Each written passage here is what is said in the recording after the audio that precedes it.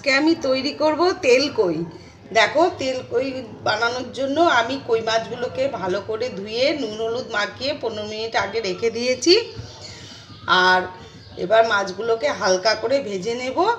এর আগেও আমি তৈরি করেছি তেল কই, কিন্তু আমি আজকে একটু অন্যরকম করেই তৈরি করব। তোমরা পুরো ভিডিওটা দেখতে থাকো। এবার মাছগুলোকে আমি একটু হালকা করে ভেজে নিচ্ছি। মাছগুলোকে ভাজার জন্য কড়াইতে সরষের তেল গরম করে নিয়েছি। এবার আস্তে করে মাছগুলোকে আমি ভেজে নেব, একদম হালকা করে ভেজে নেব। দুবারে ভাজবো আমি মাছগুলো, একবারে ভাজবো না, দুবারে ভাজবো। আমি এরকম হালকা করে ভেজে নিয়েছি।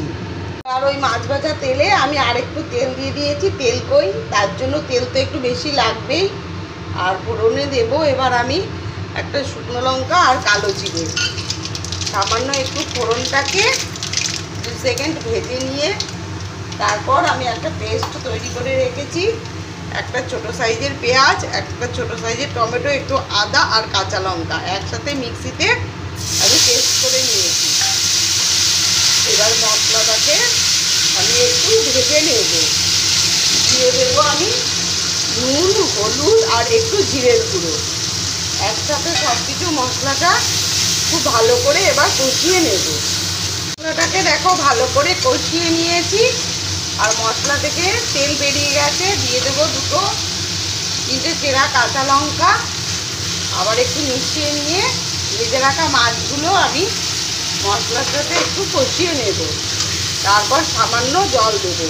তেল কই তার জন্য বেশি জল দিতে লাগবে না। তেল করে তেলই বেশি লাগে, জল একদম কম লাগে। আর ভালো করে মাছগুলো মশলার সাথে একদম কষিয়ে নিয়েছি। এবার অল্প করে জল দিয়ে দেব। ঢাকা দিয়ে আমি এটাকে হতে দেব। একটু ফুটে উঠলেই আমার তৈরি হয়ে যাবে তেল কই। তৈরি হয়ে গেল আমার তেল কই।